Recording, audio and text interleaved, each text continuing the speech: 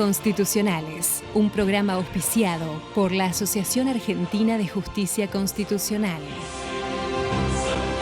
Bienvenidos a Aires Constitucionales, espacio de la Asociación Argentina de Justicia Constitucional. Pueden encontrar todos nuestros programas en nuestro canal de YouTube y seguirnos por nuestras redes sociales.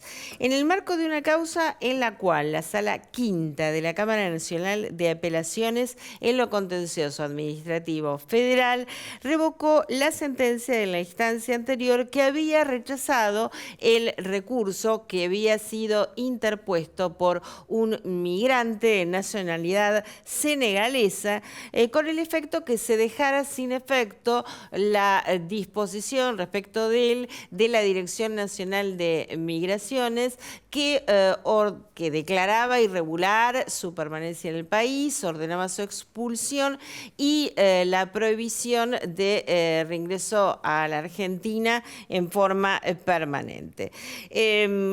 La Cámara revocó, digamos, la sentencia de la instancia anterior por entender que, esta resolución por parte de la Dirección Nacional de Migraciones lo que hacía era vulnerar el principio de que todas las resoluciones, todos los actos administrativos deben encontrarse motivados según la Ley Nacional de procedimientos. La Dirección Nacional de Migraciones entonces interpuso un recurso extraordinario federal por entender que no correspondía este pronunciamiento en el sentido que la resolución que había dictado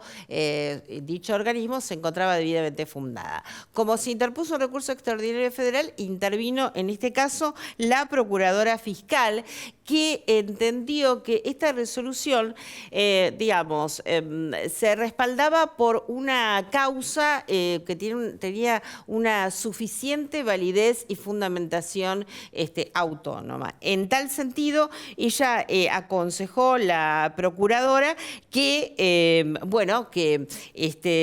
se hiciera lugar al recurso extraordinario interpuesto y se revocara la sentencia apelada. La Corte, por unanimidad, hizo suyos los fundamentos y las conclusiones de la Procuradora y falló en tal sentido. Muy bien, ahora vamos a una breve pausa y luego estaremos hablando con nuestros invitados especiales del día de hoy sobre temas de derechos de usuarios, consumidores y de las prestaciones de salud en general.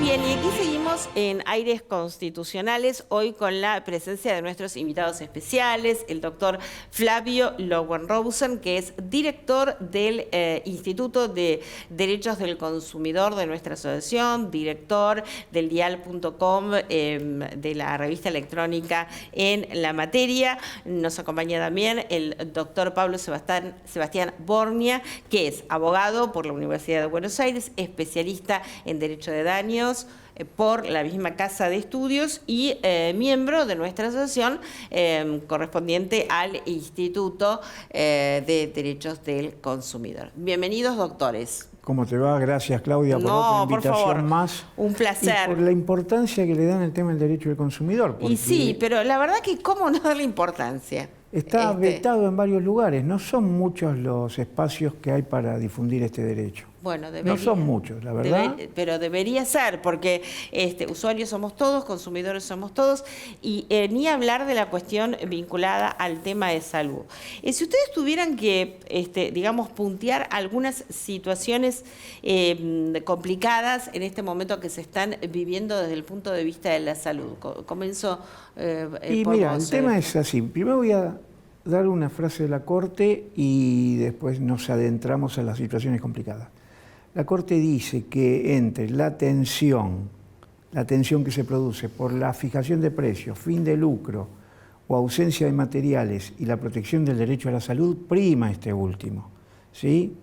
Y también lo ha tomado como leitmotiv la Cámara Nacional en lo Civil y Comercial Federal y los juzgados de primera instancia. Sí. Entonces, a partir de acá vamos a construir lo que vamos hablando. Bien, ¿sí? perfecto. De que en la tensión entre lucro, imposibilidad de prestar el servicio y fijación de precios y el derecho a la salud como medio que garantiza el derecho a la vida, encabeza el derecho a la salud. Perfecto. Hay primacía.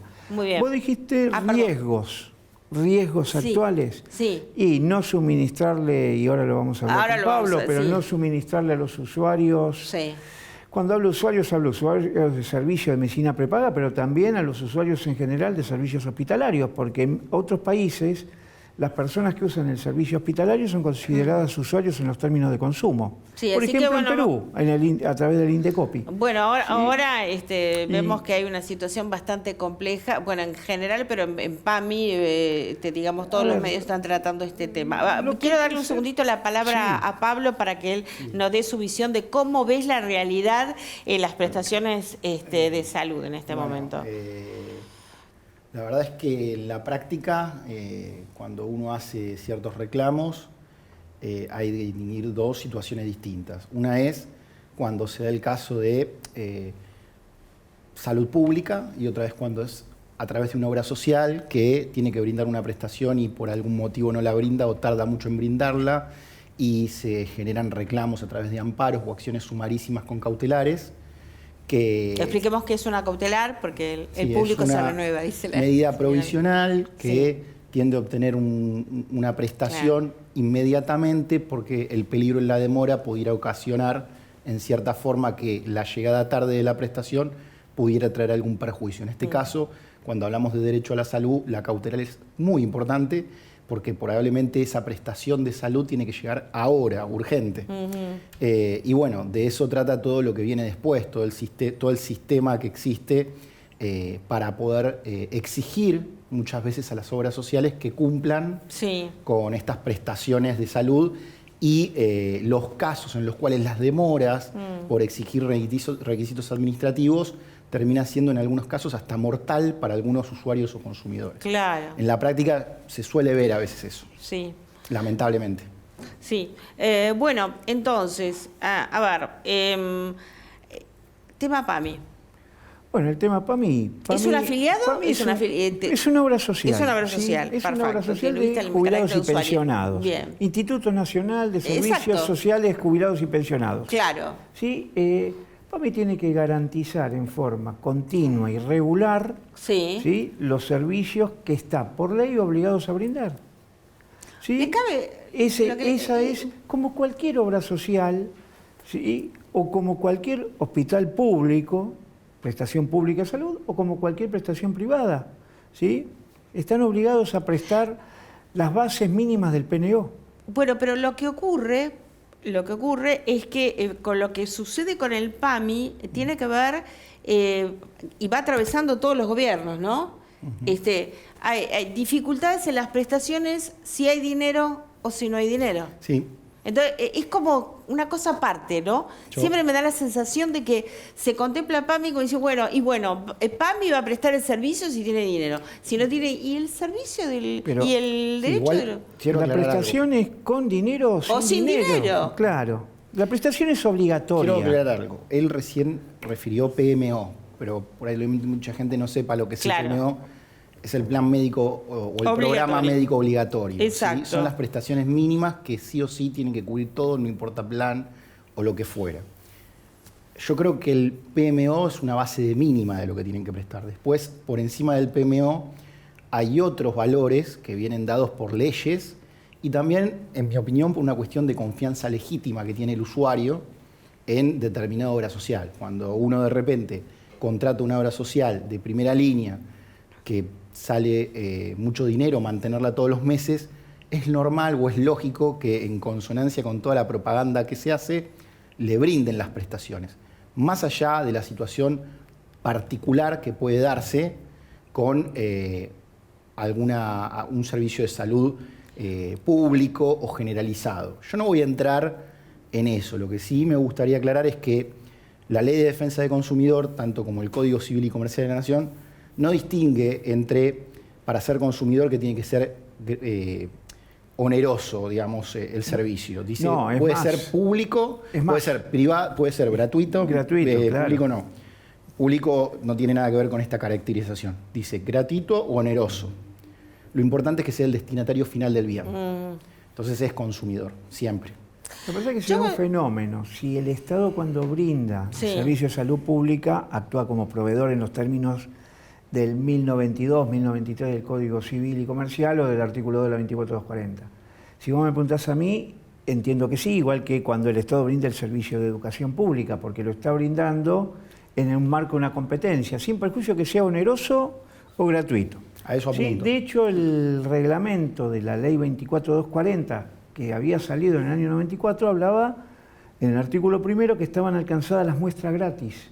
Es decir, ya alcanzaba el viejo reglamento en el año 94 las muestras gratis. Es decir, las prestaciones que no tenían ningún cargo o onerosividad onerosos para los usuarios. Entonces, esa discusión creo que lo que viene a trabar es la obligación de proteger. Ahora, hay algo que a mí quiero preguntarles a ustedes que son los especialistas. Venía en el auto y relataba un prestador de PAMI que tiene una óptica que bueno, que ahora no se están dando lentes, digamos los anteojos, no se están dando anteojos ni lentes.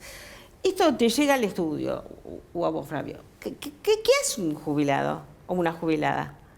¿Lo necesita con urgencia? Pero además está hablando de jubilados que en general todos usan lentes, digamos. Si lo necesita con urgencia, una acción autosatisfactiva. ¿Sí? Una cautelar autónoma exigiendo la prestación inmediata para satisfacer el derecho a la salud. Derecho a salud. Y esa obligación la tiene, quiero remarcar, con o sin plata. Con o sin plata, porque el problema no es del usuario, el problema es del prestador. Claro. El problema de tener la plata es del prestador, no del usuario. Y el tema de los medicamentos, la política, porque hay gente que hoy, quiero bajar a la realidad porque esto le está llegando a mucha gente. Hay gente jubilados que eligen entre comer, pagar el alquiler o pagarse los medicamentos de no sé cómo se dice, antihipertensivos, bueno, se me entiende lo que estoy diciendo. Entonces, si no se muere, digamos, o le agarra un ataque de depresión. Entonces, a ver, ¿y eso cómo se hace? No, pero, a ver, me parece que estamos confundiendo algo. Bueno, a ver, están para aclarar. Sí, cuando hay una obligación de hacer o de cubrir un servicio, no importa quién es la persona, si es público, estatal o quien sea. Bien. Cuando hay una obligación en cabeza de alguien, lo que se hace es exigir, mediante una acción legal, el cumplimiento de la obligación. Si partimos de la base de que la obligación existe, no importa si tiene el beneficiario el dinero para pagar o no. Si hay una obligación, el correlato es el cumplimiento de la obligación. No importa quién sea. ¿El beneficiario tiene el beneficiario tiene o no dinero para pagar algo que eventualmente pasa a un segundo plano? Si hay una obligación legal de cubrir una prestación, lo que se exige es el cumplimiento de la prestación. No, pero acá lo que se dice es que PAMI no tiene... Claro, pero acá el problema no es el beneficiario. Acá lo que se dice es que PAMI no tiene el dinero para... Está bien, pero lo mismo te puede decir, vos vas mañana al gimnasio, mirá, lo sacamos hasta la medicina, vas al gimnasio y el gimnasio te dice... Vos me pagaste todo el año adelantado, pero no tengo plata para pagar la luz, no te puedo brindar el servicio. No, vos estás obligado a brindármelo. Es lo que estoy diciendo. Claro, es lo que dijo Pablo, porque en realidad, donde hay una obligación, hay una carga en el derecho del consumidor. Obligación de informar, carga de informar, derecho a ser informado. Obligación de seguridad, carga de brindar seguridad, derecho a ser brindado en seguridad, etcétera, etcétera. ¿Dónde está todo ese derecho a ser informado de los jubilados? A PAMI, puntualmente. No, pero es un tema que nos toca. En general vos estás hablando. En general, el que tiene una obligación de cumplir con una prestación de salud, sea la obra social, sea quien sea, y no me refiero específicamente a alguien en particular, obviamente se le puede exigir que cumpla la obligación. Y si no se puede cumplir la obligación, tendrá que explicar por qué no la cumple. El no tener el dinero para cubrirlo es como cualquier situación de cualquier deudor que esté en mora. A ver, nada más. La Corte en un viejo fallo, que si mi memoria no falla, y puede fallar, como decía Toussaint, que es Famil, un fallo del 2007. Sí. En un caso muy particular, la Corte dijo, sin perjuicio del ilícito que haya cometido el afiliado, ¿sí? Del ilícito que haya cometido, y que haya redundado en su afectación a la salud, el prestador está obligado, por sobre todas las cosas, a cumplir con la prestación. Es decir, en todo momento, aun cuando tu daño provenga de que te lo autoinfligiste o de un ilícito que vos hayas cometido. ¿Sí? Entonces, la obligación del prestador, sea PAMI o sea quien fuese, sea una obra social, es decir, una persona pública no estatal, o una persona privada como una prepaga, o el Estado a través de sus instituciones públicas estatales, hospitales, está obligado a prestar el servicio. De hecho, hay un problema muy serio. Porque es una carga pública. Claro, yo te entiendo. De hecho, si caracterizamos todo esto como una relación de consumo, el artículo 10 bis, inciso A, de la Ley de Defensa del Consumidor, 24240, te da la posibilidad al beneficiario, que es el consumidor, de exigir el cumplimiento de la prestación. Ahora bajémonos al terreno de los hechos. Hay muchos prestadores que son hospitales públicos o que no lo fueren. Entonces va, el jubilado se accidentó o le agarró no sé, lo que fuere, y tiene que atender su urgencia. Y el prestador, el hospital, le dice, no sé, por PAMI no lo puedo atender. ¿Y qué hace el prestador?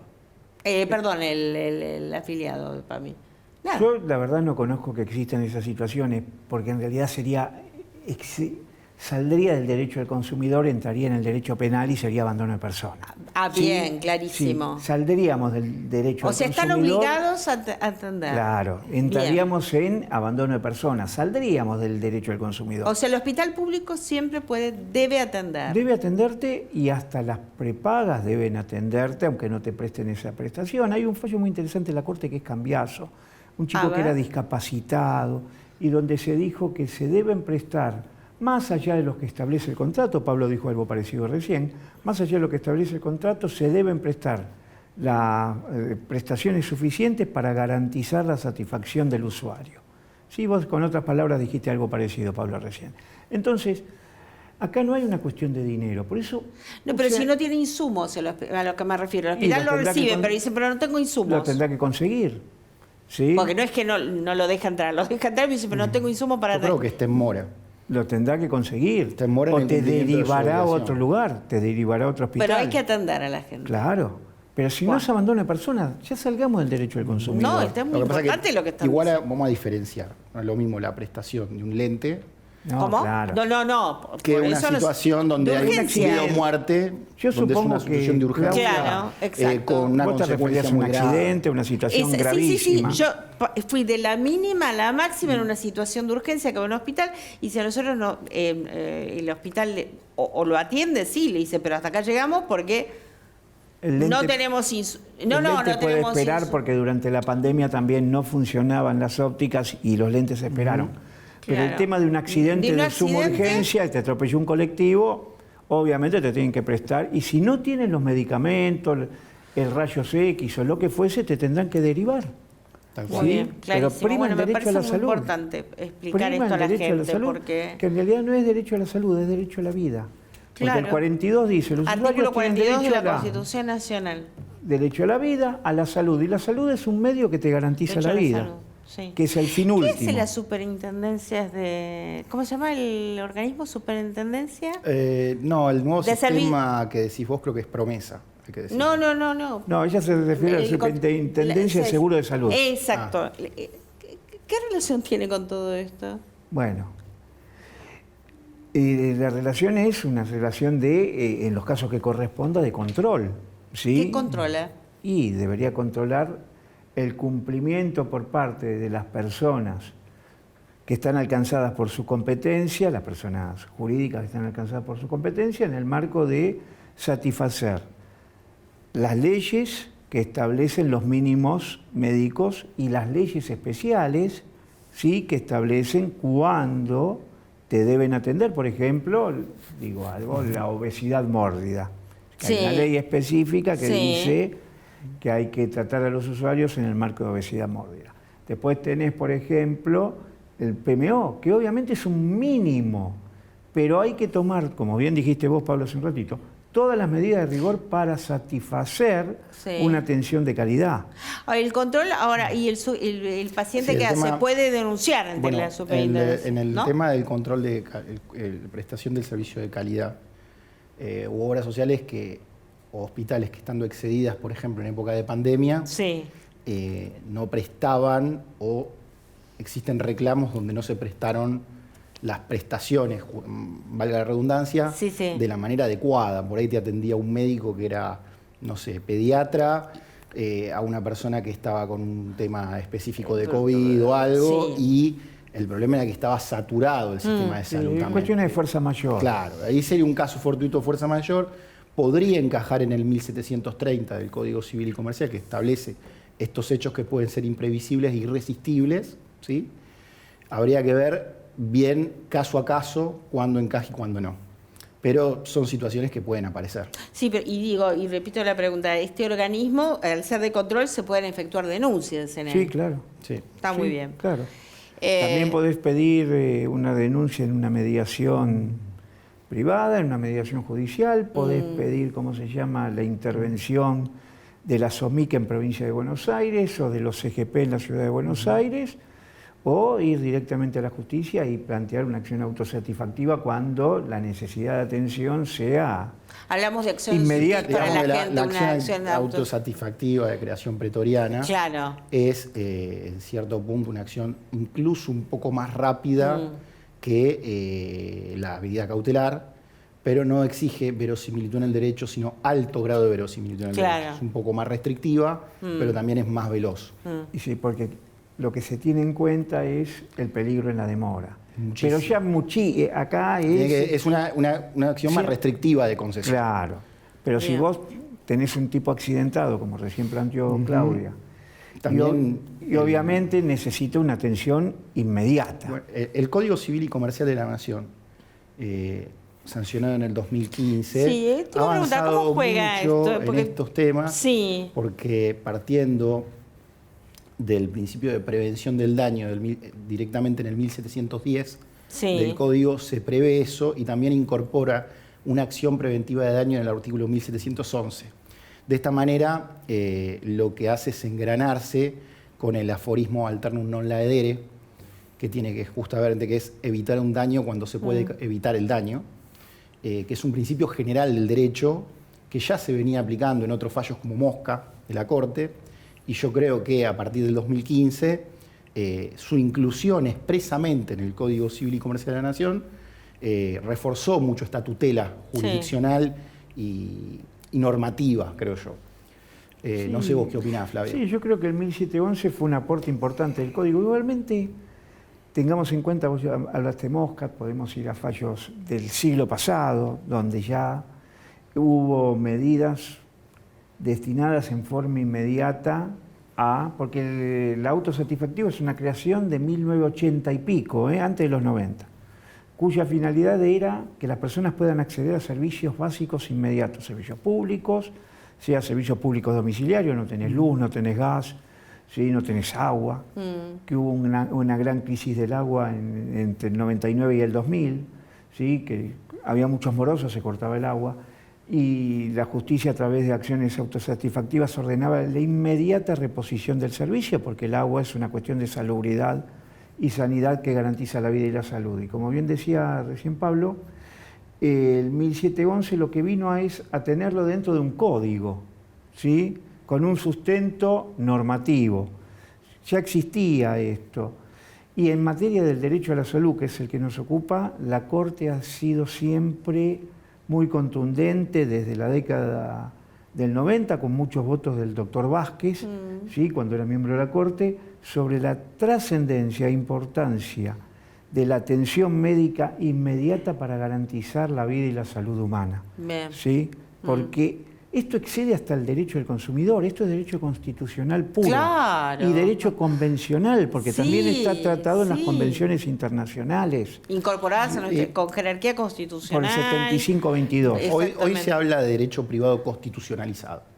Sí, absolutamente. Sí, esa es la realidad. Para mí, justamente es derecho constitucional, que desde el derecho constitucional baja al derecho civil, pero con jerarquía constitucional, porque tiene su correlato en el derecho constitucional. Claro, absolutamente. Porque es el sostén. Porque cuando hablamos de derecho del consumidor, no hablamos de la 24240, hablamos de la Constitución. Hablamos de la Constitución. Y cuando hablamos del derecho a la salud, no hablamos de la 26682, que es la ley que regula las obras sociales y medicina prepaga en la atención al usuario, sino hablamos de la Constitución. Claro, es decir, la 24240 vendría a ser una norma operativa. ¿Es el artículo 42, digamos, es programático o operativo? No, es operativo porque tiene la 24240, que es anterior. La ley entra en septiembre del 93 en vigencia y la reforma constitucional es del 94. Sino muchas normas. ¿sí? Fíjate que el artículo 42 en la última parte habla que las autoridades proveerán la protección a estos derechos. Claro. Entonces se van dictando leyes y normas inferiores que protegen estos derechos. Bien, nos tenemos que ir. Dale. El tiempo ha terminado, así que hasta nuestro próximo encuentro. Muchísimas gracias. Pablo y Flavio. Gracias por la invitación. A vos. Nosotros nos volvemos a encontrar entonces en nuestro próximo programa, como siempre, aquí en Metro.